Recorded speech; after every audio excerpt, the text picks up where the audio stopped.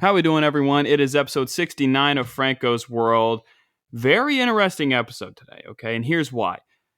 It is an episode that has been a long time coming. I got a guy here who's been on my tail about getting on this show on a holy moly. It's like every day he's like, hey, can I be on? Can I be on? And it's like, finally, I got to throw this guy a bone. I finally got to bring him on. They're highly anticipated. My dad, my father, Frank Miller. Dad, how are you doing? Well, how do you think I'm doing, man? I'm doing great. I finally got on the show, bud. Thank you. Of course. And if anyone knows why I'm an insane person or why I do what I do, it's because of you, my man. Well, I tell you what, I'm very proud of you, and I appreciate what you do, man. Appreciate. Yeah, thank me for my service. Yeah, I did an excellent job. Yeah, absolutely, man. Maybe one day it'll be worth it. But remember, you help people. That's your calling, to help people. Yeah, well, I mean, that's something that I've always said. It's like even when I was a little kid, it was like all I wanted to do was help people, and it has taken me a minute to figure out what that method is. You did the whole pastor thing and the community outreach thing, and I myself am a clown, but it can help people. Humor is a good thing. Laughter. That's the Bible says that's a medicine. So the Bible says that. Yeah. Wow, I did not know laughter that. is a medicine, man. So and you got that. Yeah, laughter is the best medicine besides medicine. You're just laughing about your childhood, how we took you to every church service and drag. We took you to all the public events, speaking events, and that's why you're comfortable around crowds and being on the mic because, man, that's your life. That's who you are. Yeah, 5 years old, and I'm getting up in the pulpit, and I'm starting, and God wants you to give and to bring it today. And that's really what I was doing when I was 5 years old. Yeah, we were at those snake handling churches in West Virginia. It's totally what we did, man. Is that in West Virginia? Yeah, Jolo, man. Jolo? Yeah. I thought that was a candy. No. Jolo, man, when you got bit with that rattler and your ears swelled all up, man. I don't know what you're talking about. Got bit with that rattler? Yeah. I don't know what you're talking about. Yeah, you're just a little guy, man. We figured you could hold it. Oh, okay. Well, I've never noticed anything wrong with me. I've never noticed anything wrong with me. Oh, see, I got the repeats. I'm Pete and repeat over here. No, but my father was a pastor, and that's probably why I'm interested in talking to people for a living. I watched him communicate with all different types of crowds and do all different types of stuff. Watched you deliver an hour of new material every week. I don't think I ever saw you repeat any material. How often did you switch out material? Well, that's a great question. I always try to keep it fresh, read a lot, listened, studied, and just look at what's going on in the world and work and stuff. And, just always get a message that just kind of blended the two and bring some encouragement. That's just kind of been my method to be an encourager. Mm-hmm. How often, so in the comedy world, you'd call it crowd work. I saw you do that all the time, and I didn't even know what it was when I was a kid, and I'm older now, and I realized oh wow, he was trying to get people to relate to the message, and he was trying to get people to because people sit in the crowd. People, they won't tell you this, but they want to kind of be included. We're all there together. Absolutely. And you just sometimes you can just outright be like, hey, what's up with you? And other times you can just say a joke and be like, this guy knows what I'm talking about. I saw you do that all the time. Do you see people maybe in the crowd be they're kind of antsy? They kind of look like they get it or something like that. I don't know. Oh yeah, absolutely. You got to observe the congregation and you can tell when folks start nodding off after about 15 minutes, it's time to land a plane, man. Yeah, you got to land the plane. But no, being around the crowd and much like your childhood, you had a great childhood and did a lot of stuff. Oh yeah, it was great.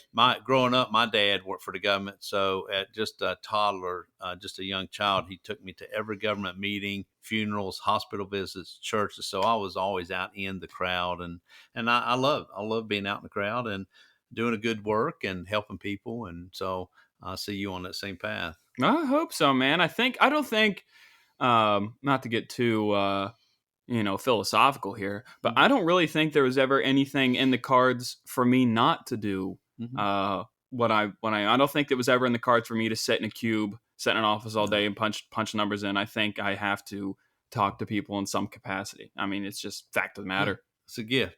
They call it the gift of gab. Yeah. They definitely call it that. And you got it. You inherited that, man. I thought that was an Italian thing. We're not Italian. People think we are all the time. German. That's why we have German dogs, man. We have Austrian dogs. Oh, are they Austrian? Yeah. They're spoiled. Yeah, I mean, that's what they are because you open up like chips and candy Well, and you got to treat them right. They're pets. Vishlas. Vishla. Vishla. Look at them. We got one over here just laid up, son. He laid ready up. for a snack. He done man. had a short stack of ribs, extra hot sauce, son, full platter. All he wants to do is eat snacks and chase cats. That's his life. That's his man. life, and he does all day. Like he just lays on the couch and he just goes. like he's Wore out. He's Wore exhausted, out. man. Oh my gosh! But we've always life is we've made we've had so many great memories, and my goodness, just growing up with you and watching you and having fun doing stuff, learning stuff. We're older parents, Mhm. Used to take you to the park, when you're little kids, you and Mhm. Olivia, and folks say, "Oh, that's your grandkids." No, man, that's our kids. Yeah. I remember one time I was playing soccer. My one friend was like, "Hey, is that your grandma?" I'm like, "No, that's my mom. mom. That's my mom." I don't think. See, the thing is, it's like I never once was like, "Man, I wish my parents were younger." I never once said that when I was growing up. Because you guys were still young and active and able to do stuff. You guys are in your 60s now and you're still spry. You can still do stuff, and you've lost a lot of weight. You look great. Yeah, man. Hey, I still like Harleys and Corvettes and all that fun stuff. Yeah, you're a wheeler and dealer. Like Yeah, the wheel and deal. but no, I think now the whole kids thing for me, it's like it's not really my thing. Maybe one day in a couple decades from now, but Yeah. it doesn't really matter. I remember how disappointed I was because you've been with me a lot of my trading over my goodness 20 plus 25 years. You've seen me bring a lot of stuff home. Yeah, a lot of some things. nice stuff and some not so nice stuff. But I remember one time, man, I've had several Harleys, and boy, I got this classic Heritage Softail, man. It's beautiful, loud pipes, man, and had it in the garage all waxed up, just cranking on the pipes. I'm like, "Yo, Franklin, come here, man. Come on, get the helmet. Let's ride." And you're like, "Dad, I'm not getting on that death trap." I'm like, "There's mom. That's little Teresa right there." Didn't influence you, but it's probably a smart move, though. Have I always made those like snide remarks almost like all these little like jabs and comments? Like, yeah, you always have. Really? Yeah, short. You've always been short. So for a tall guy, you've always been short. That's an oxymoron. Well, for a short guy, you've always been tall. You've very long-winded. There we go. There you go. You learned that. The gift of gab. We talked about that. Exactly. But, I didn't think. I mean, it's so. Well, I don't want to talk about myself too much. People are here for you, but it's like, what was something that maybe you noticed in me as a kid that like weird stuff that I did, or maybe like the way I talked to people, or how obsessed I was with jokes and comedy and stuff like that? Was that a thing at all? I'm very curious. I don't know if we talked about this ever. Yeah. Well, here's the thing. We live in a small community. Yeah. Everybody knows everybody. Half of us are related. And I just out in the public there talking to people and like, "Oh, yeah, you're Franklin's dad." I'm like, "Oh, yeah, man, that's my boy." They're like, "Oh, yeah. Yeah, he's in my class. He's a clown." I always heard that, man, all through high school. People Really? loved you, and you have such a great heart to helping people. I remember one young lady, super nice girl, and she had some health issues, Anna or something. Yeah. Really super nice girl. And you and a bunch of guys decided to do like a dance it was or a charity something. event. Charity. What was it? I gotta cut that, but yeah, it was a charity event. Anna's Army was a charity, still is a charity, and my friend, Anna Gordon, she has Friedreich's ataxia. It's a very interesting disease. It's very similar to Lou Gehrig's disease. There's something they're still looking for a cure for, but we went to high school together, and we would always have the yearly sort of charity fundraiser event, and I would always help provide the entertainment and stuff like that. Did a lot of stuff. And I remember one time picking you up. You went down to Josh Enix. They had a beautiful farm there out in the country, and I went to pick you up. Had a party or something, a birthday party. Yeah, and, you guys were maybe middle school or something, and I went to pick you up, and they're like, "Oh man, Frank, you got to come in here." I'm like, "What?" It was like 2 levels of the hay loft, and they had all decorated. You were up on the second floor, moving and grooving and dancing. You're like entertaining everyone, and just like South High School when you were the big banana. I wore a banana costume to basketball games sometimes. And they drug you around all over the floor. I'm like, that dude's going to be a comedian or something, man. He's had the crowd in stitches, man. Yeah, I guarantee you, there's a lot of people like, "Oh, brother, this kid again." Yeah, that was probably it. No, but I think a lot of the comedy influence has to come from you. You've always been a jokester. I've seen you joke around with a ton of different people and, in the business world and what have you. And I remember, dude, do you remember this time you were closing a deal with a local pizza chain, Oh, and I had to yeah. sit in the back of Yeah, the you were in the car, back seat. and you're pulling out like binders of graphs and figures for this guy. Now, what we can do with the product and sell to you like this, and it's Yeah, like chain. I landed a chain, an entire pizza chain. I remember that.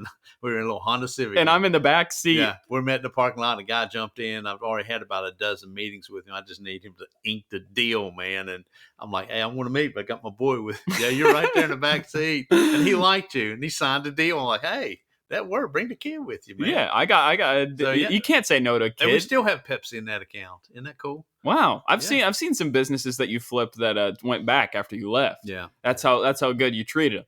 Well, I always try to treat the customer right. Go above and beyond, and be fair and integrity and honest. But we did a lot of stuff, and living out in the country where you didn't even have internet growing up, we had to be creative with stuff we did. Yeah, I mean, I that's the thing. I don't get a lot of the people. Like, it's hard for me sometimes to get generations younger than me humor, or even my own generation's humor, because I didn't grow up in that. I didn't have internet growing up. I don't know. Like, I don't get a lot of the memes. I don't get a lot of the jokes and stuff like that. I don't understand the some of the lexicon or maybe even the tone that they convey the message with. It's hard for me to like really get, because I'm like overly serious all the time, because what did I watch all the time? I watched Seinfeld and Frasier and Everybody Loves Raymond, where it's just these like deadpan, very serious, but the joke is the everyday mundane thing. That's what I find funny. And it's tough for me, but I appreciate you introducing that to me at such a young age. Well, one classic that when you were just 8 years old, we started watching, and it stuck with you today. You still love it. Mm-hmm. Blues Brothers. Oh yeah. Classic. You. Yeah. I can't not talk. We got to talk about the Blues Brothers, man. That's just Blues Brothers are awesome, man. That is an awesome movie, man. And 1980 it came out. It was definitely so there's a lot of over the top jokes that I didn't get as a kid, like the scene. I'm glad. Yeah, well, there's a lot of vulgar jokes in there too as a kid, which is wild. But like the scene whenever they're chasing, the cops are chasing them, and other cop cars just like keep piling into each other, just one after another. Like that's funny now. And oh, you boys drank a lot of beer. It's like, all right, I always sign my checks on the good old boys blues country band. You guys have your members cards? It's like, yeah. We went to write the check, and it was on. That movie, man. That movie's all time. I need to watch that soon, man. I love that movie, man. But they were helping Catholic Church. That was their mission, wasn't it? Well, they'll never get caught because they're on a mission from God. We're on a mission from God. That's what we're on, a mission from God, and it's a great ride. You got to enjoy life, Mm-hmm. You really do, and you've got that. You've got that gift of relating to people. And did your dad have that gift? Mm-hmm. He did. He certainly did. Yeah. He was. Dad was hardcore though. He was. I learned a lot of hard lessons in life, but as I grow older, he and I became best friends. Yeah. Well, I mean, I don't think you and I have ever. We never really had like we're not very angry people, so like we never really had like, oh, I hate you type of moment. We never really had a door slam type of moment. I think that's one thing that I really liked about our family. Is like we kind of just like talked about like any sort of issue. Well, I remember one time you did get mad at me. Because Friday night is big. Friday night football is big. And in middle school there, before you jumped on the team, and we were going over there to the field, and it was the game between PHS and South. It was a big deal. And we were going over and took a shortcut through the field and past a hornet's nest, and you got lit up with some hornets. I got lit up like pretty big. Hey, suck it up, man. Come on. Next day, your ear looked like Jumbo, and it was the day of school. Jumbo? Jumbo, the elephant. Dumbo, the elephant, you Dumbo. Okay. It's been a long time ago. You're old, dude. And then the next day, man, you're all mad, came home, and had school pictures. Yep, had school and we pictures. We still got that picture. It's got that one big ear, man. You got a shadow. It's like, dude, that guy's got a beard now. That's his ears all swelled up. I mean, dude, walking to South games was wild, man. And West Virginia, man, you got big time high school football. That's it. And that's the town shuts down for games. And we were leaving a game one time when I was a kid, and you're like, come on, man, I want to race you to the car. We'd always used to race to the car, man. That's what we did. And, I take off running, and then I hit a hole. Stepped in a gopher hole. And then I just feel this, this force just land on top of me. I see these fat legs rolling in front of me. You're doing somersaults in the middle of South Lawn. I mean, fell in a hole, man. Gopher hole. Oh my gosh. Jeez, man, good times. But we do have some good times, and we've had some sad times too. We don't have to talk about sad times. This is a comedy show. Oh, it's comedy, but sad is life. We lost a couple pets, over the years. Yeah, I wonder, how did they pass? Well, Mom backed over my good cat. I love that cat. And then calls me at work and says, I think I backed over Snowy. And I came home and, yep, Snowy was stiff. Yeah. Snowy was gone. And went to cat heaven. Mr. AJ? Well, our golden retriever, he was probably about 16, 17 years old and couldn't hear and couldn't see. And he's awesome. Those golden retrievers are awesome. And no teeth from eating deer bones, and he got behind one of the vehicles, and somebody backed over him, and poor guy, he was done. But bet his demise. But he lived a good life, man. Yeah, lived a great life. Remember that? Remember when I got that dog? One of my customers at Pepsi. I had all the Mexican restaurants, all the Chinese restaurants, because I always just took care of people. I sold the number one product, and met the gentleman that opened up a chain of Chinese restaurants. And he said, hey, Frank, I've got a dog here. I can't take care of him. Golden Retriever, AJ. So he knew I lived in the country, and I brought him home. Remember that? Oh, yeah, I remember that. I brought AJ home and had him for many, many years. He was just a great dog. And I brought him home, and I said, hey, look, man, look at this beautiful dog. Look how trained he is. And y'all were little kids, and they're like, Dad, tell him to do some tricks. And I said, sit. And he just looked at me. Lay down. Beg. He wouldn't do anything. Come to find out, he was trained in Chinese, so he didn't understand English. So it's a Chinese dog. We had a Chinese dog, but he's a great pet, man. It's a good pet. We had a lot of good pets. We got two. We have a dog literally gnawing on his hoof right now. That's what he's doing. That's what he likes to do for fun. Troy. He eats anything in sight. He's kind of like you, his master. Yeah. You eat anything in sight. Not anymore. I'm doing better. Not anymore. You do look entirely different. We need a picture of. Have you looked at any pictures of you, like even in February? No, lost a few pounds. 40 pounds. Yeah, 40 pounds. Holy moly. Yeah, low carb. Love it, man. Walking every day. So. I mean, you used to be able to fall asleep behind the wheel of a car. I remember when you're driving home from Marshall football games. it's like late at night, man, and you have all the windows down. You probably have Creedence Clearwater Revival cranked Love it. on the music, and you're just trying to stay awake, slamming Mountain Dews left and right. No, Dr. Pepper, that was your vice. I love Dr. Pepper, man. Yeah. But always did some neat stuff. Always try to get you to sporting events, man, in the crowd. And you hate sports, so I appreciate. Well, I really hate sports. No, I really appreciate you. That's being a good dad. You didn't like sports, and you knew what I did. So thank you. Oh yeah, I went to a lot of sports, and I appreciated that. But remember, every Monday night was our thing. Okay. WWE. Yeah, wrestling, baby. Wrestling every Monday evening. Who was it? Oh my goodness, the Piper Twins, Highlanders. Yeah. And Carlito and John Cena. Cena. And I remember Carlito, you loved him. That was my guy. And I'm like, it's Halloween. I want to do something for the guy. Mom got you a curly wig, and I got some old boots your size, and I spray painted them orange. And you stuck them. You stuck Put them in the oven to dry. Stuck the house for a week. No one could breathe. They're like, what is that? I'm like, man, I'm baking the dude's boots. He got to dry because, man, he got a gig. He got a party in 2 minutes. He got to roll. He went to the party and like, take your boots off before you come on the carpet.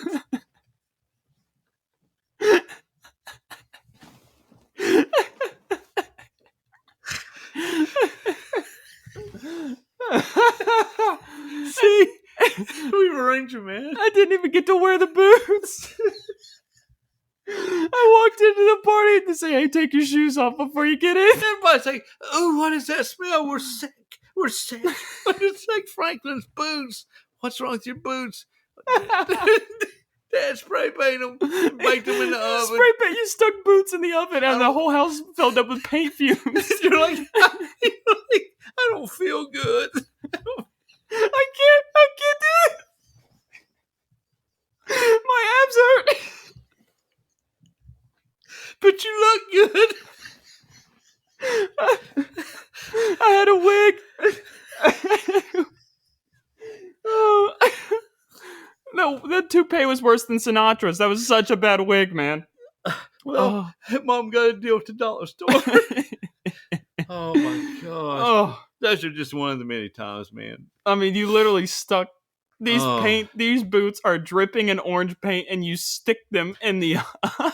I always had an idea how to do stuff, and Mom would just shake her head. And I remember one time, like, if I get a cold or something, yeah, I would take like 2 Tylenol, 3 Alka-Seltzer Plus, half a bottle of Listerine, and, and I remember, and then 2 or 3 big bites of Vicks salve, because when we were little. Bites of Vicks? Yeah. Hold on, what? When we were little. No. Yeah. The vapor rub. Yeah. Vicks you salve. ate it. Yeah. And Dad would always give it to us. It cleared us. Probably it would kill COVID now or something.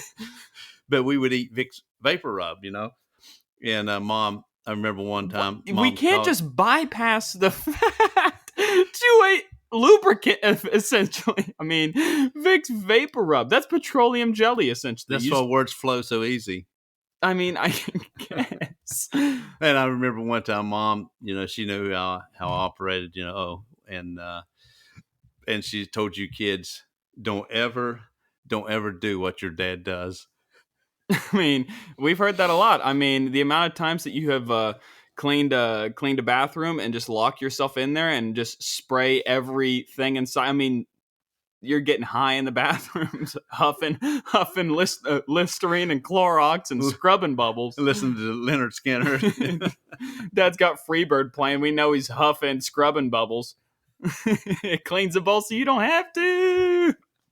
And so, hey, but it wouldn't take the paint off them little orange Carlito boots, man. We still got those things. I would love for to say thank you to Carlito, because every Monday night that guy put on a show. He ate an apple and he spit it in people's face. Undertaker, remember those guys? Yeah, man. Undertaker. Where did we go? We drove way up in Ohio. Canton, Ohio. Canton, Ohio, man. Full house, and it was wild. But I always just wanted to let you guys get a good experience of having fun as a family. We just had a good childhood, man. All the vacations we've traveled this countryside. Yeah, remember when we went to the shark capital of the world? Yeah, and we're like, "Where's everyone at? There's nobody in the water. Hey, let's go. Let's get it, West Virginia." They're like, then we get home, like, there were 17 shark attacks, 3 deaths, and we're like, "Wait a second, is that our condo we stay in?" we created Shark Week, man. Oh yeah, we went down there, son. It was New Smyrna Beach, Florida. For those wondering, awesome. I mean, was it awesome, dude? Okay, so get this: you have this innate ability to find random dads at wherever we're going and just talk to them about dad things, and you play 6 degrees of separation, and somebody's grandma, sister, baby cousin that you happen to go to high school with, okay? Yeah. And so we're at New Smyrna Beach, Florida. I'm swimming in the pool. This guy's hammering, not you, this guy that you're talking to is hammering Coors Lights at 10 in the morning, okay? And you're asking him, you're like, hey, what's a good place to get a bite to eat around here? This guy's hammered, and he's like, oh, bar down the road. They do a pretty good taco bar burger night. Check that out. And you're like, oh, yeah, let's do it. So later that night, Grandma and Mom. Yep. The whole Beverly Hillbillies decide to go on this excursion, and we go down the road to some bar. Literally, it has like chicken wire screen door to like get in, and they have live music playing, band cranked. And we ordered burgers, and, we have to wade through a crowd of Parrot Head fans in Margaritaville or whatever. And we're sitting there, and all of a sudden, you just hear this, wah! And it's a water pipe, right? It's the air conditioning vent, and it drips on Mom's leg, and Mom screams like she got stabbed in the back. Freaked everybody out. And so we all left. We had to leave. Yeah, but I don't know what happened. Did you eat all of the food that I was like, hey, hold on a minute. Y'all not going to eat that? Give me this. It's like you ate 5 burgers because you didn't want to lose the money on it. But, man, you would always just do these random things like that. I don't know why you would do like you would take us on these weird trips. I mean, they were fun, but it's like, we would just get into these weird, sticky situations. You're a guy that likes a shady deal. That's what it is. You would shady deal. You're a wheeler and dealer, but you would rather take. I'm thoroughly convinced. You would rather take a Rolex that could have fallen off a truck, and you pay $150 for it, buddy, and it could be real, it could be fake, over an actual Rolex that's worth $200. Like it just like beat up and knocked out. You'd rather take the one that could be fake and it got hot off the truck. Because you just like a shady deal. You remember when, hey, you all just had to go to New York City. So we rented a van and drove to New York City. I do remember the van to New York, yeah. And we had at Roy Rogers. The train and then met the Wizard out at Central Park. Yep. I do remember that guy. Yeah. I saw him in a different outfit later that. General outfit. Yeah, right by the guy's hotel. Probably famous somewhere on Broadway right now, making millions, man. You know what's wild? It's like New York. It's this massive city. You think you would never see anybody. There was this one guy, I'll never forget. He wore this big Jesus chain, and he was working at the hotel that we were staying at. He had cornrows. I remember exactly what he looked like. And then like a couple of days later, we're on the train, and I see him, and I'm just like, holy cow, what are the odds that you see the same guy twice like that? It's weird. No, but the New York trip was fun, man. You won this. Yeah, I won a trip from Pepsi. We flew all over the countryside winning contests. And you remember we went to watch a Mets game at the old stadium. We went to the Shea Stadium. Packed. The train unloaded, got back on. And then the turnstile, we didn't have tickets. We hopped the turnstiles. Mom did. Well, no, it was the whole crowd was trying to get out, and they were like broken or jammed or something like that. So everybody's like, all right, we're hopping these. Jump it. Some went over, some went under. Some gave all gave some. What is the saying? Something like that. Something like that. Absolutely, man. But yeah, that was a great experience. Had no issues, but we had some good times, and you've always been a real patriotic guy. Patriotic. Growing up, and I'm an Air Force guy, so you've always respected that. Serving, and of course your grandpas, all of them served. And, I think, you're still young. You could go into the Marine Corps, man. Yeah, I definitely have what it takes to be a Marine, Dad. Yeah. Are you kidding me? Huh? No, I don't. Once a Marine, always a Marine. It'd be a good experience for you. Oh, you're going to take me to the local recruiting office? Is that what you're going to do? No, I'm proud of it. You've done well, man. You made it through WV. Seems like that was just a flash. My time at West Virginia was very fast, and I paid $30,000 to figure out that I wanted to be a professional clown. I paid $30,000 to sit in my apartment and write jokes till 3 a.m. Yeah, I paid $30,000 to get a degree I'm probably not going to use, but I got to do my first few shows there. I got to talk to a lot of people. I got to make some connections, and all in all, it was a lot of fun. I learned how to I lived by myself, so I learned how to be a productive member of society. Yeah. And it's like, hey, if you're not going to cook, if you're not going to clean, if you're not going to do laundry, nobody's going to do that for you. And so you connected with people. You've got that knack. You're talking about me being able to connect with people. Yeah, it's a gift. But I remember the apartment complex that you moved into. You had some guys there from where Saudi Arabia. Ended up being your best buddies. I couldn't understand what they were saying, but best buddies is a loose term. They were probably my best friends in the complex. They were my one friend, Hassan. That was his name, Hassan. Yeah. He was my next door neighbor. Guy. He was a really nice guy. There was a couple times he was like, I was like walking down the street and he's like, hey, you need a ride? And I'm just like, well, okay, that was country. I guess I could do his accent. You need a ride? He said that. And I was like, yeah, I guess so. And he's like, here, I give you a ride. And I was like, thank you. And then he taught me some Arabic. And I got out of the car and said, shukran, Hassan, which means thank you in Arabic and what have you. And I'll never forget the thing he told me. I graduated. The graduation ceremony was that day. Mm-hmm. And I cleaning my apartment out. I'm about to leave, start my new life. And he comes up to me and he shakes my hand. He goes, best of luck to you on the next part of your journey. And I'm just like, wow, have I been blessed by some sort of like Arabic prince? I mean, that's just such a poetic thing to say to somebody. Best of luck to you on the next part of your journey. Mm-hmm. Life is a journey, son. Oh, yeah. Hey, and you know what? And it's an experience. So we've experienced so many things. And I think you talked about it on one of your shows. We went to Madrid, Spain. That was a lot of fun. That was incredible. Long flight. But flight back. Yeah. I know you called us the Beverly Hillbillies, but but we had a good time, man. And there's more to come. Yeah, a lot of good times, man. It's all thanks to you, man. I can't thank you enough. Been a great dad. You've been a great entertainer. You taught me a lot. You've been a great communicator, marketer. So I really appreciate you introducing me especially to comedy at a young age. I remember we would go to Blockbuster and that was a big deal. and rent random DVDs. Most of the time it was like the best of SNL. You'd pick a guy, Will Ferrell or Chris Farley. Yep. We'd watch all those guys. Tracy Morgan, love Tracy Morgan. And we would just sit here and laugh. And we would we'd plug them into your laptop, your work laptop. We'd sit here and we watch it. We watched some dumb movies too. Yeah, remember we watched some pretty dumb ones. Remember Norbit?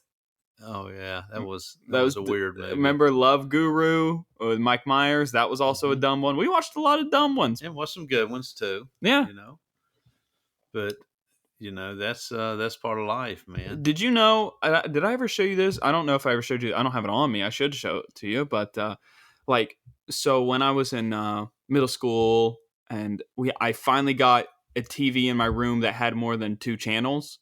Yeah, I think you moved up to 3 channels. Yeah, and really big time. Yeah, instead of NBC and Fox, I got NBC, Fox, and Comedy Central, and I would watch stand up on there, like these comedian specials. And if there was a joke I liked, I would take the TiVo button. Every 2 seconds, I'd pause it after he said it.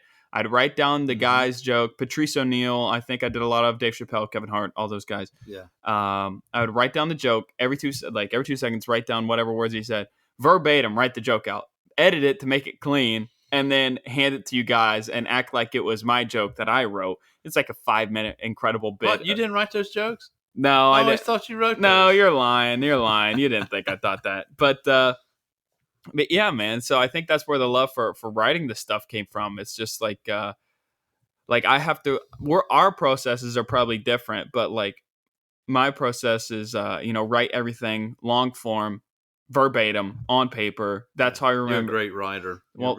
Thank you. That's why I brought you on here, is just solely to compliment me. But I like to write it down long form on paper.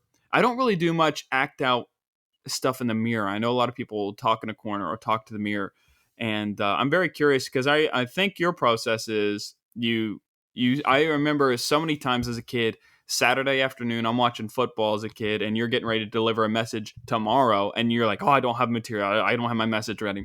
And a couple hours later, I walk back and in your study, and you're like, I just hear you mouthing these random things, like you're just saying words. Chanting. Help me. What is your work process like? What was when you're preparing material? Well, and I was one of those guys that went back to school later on in life, so that was a stretch, finishing up my education, but just finding some quiet time, and studying, and the message would come, but I love to read and just and be prepared. I didn't like to just off the cuff. I like to have my material ready and have my message in mind. And sometimes, the Lord would change the message up, but just being ready and having a great wife like your mother that would manage the kids and go do a lot of things on Saturday evening and such. Mom would coach the baseball and basketball teams. Yeah, my buds used to get after me. They're like, Frank, we don't understand this. Said, your son's doing great, man. He's in baseball, he's in basketball, and Teresa's down at the court at Tri-C, and your nickname in playing baseball was Dusty. Yeah, I run hard. I slide into the bases. Rolling in the dust, going Dusty. And so we figured it out with my work schedule and study and stuff. So Olivia was in ballet. Mm-hmm. So I would take Olivia to ballet, and they're like, Frank, why are you going to ballet? And Teresa's doing baseball. I'm like, dude, that's just how it worked out. So I slept through a lot of nutcrackers, man. Me too. So, but we did. We had a blended family like that, and a good family. So it's neat to see our man, my grandson, man, go ahead. He's growing up, man, and he and granddaughter Jane, your niece and nephew, they think the world of Uncle Franklin. Oh my gosh, yeah. The wild thing about Owen is like he's turning. I mean, nature versus nurture. So like his very very early years, he was with us, and we helped raise them. And it's wild to hear him, and he hangs out with you all the time when he's here.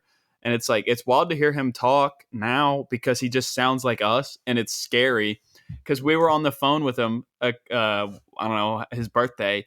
And we're like, all right, well, we're probably going to get back to work. And he's like, are you hanging up? That's the tone of voice people use when they're hanging up. And instead, it's like, dude, chill out. And both of those kids are so smart because Trent and Olivia do a lot with those kids. They teach them, they discipline them. And hard. Man, they've got a great life. In an international school in Spain, so they're learning so much. Very diversified school, and it's hard to believe they're growing up. And but it's better than my education in the country, backwoods school, man. Gonna get yeah.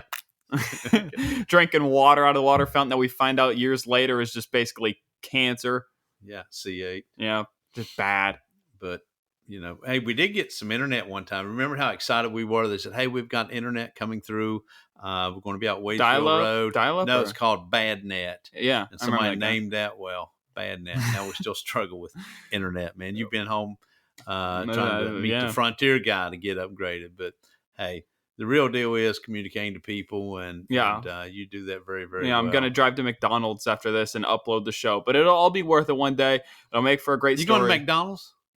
Yeah, give me a Big Mac, man. You want a Big Mac? All right. And some fries. It'll all be worth it one day. Hopefully the show pops off and I get to buy you. You just got a brand new vet out there, but what's the vet you really wanted?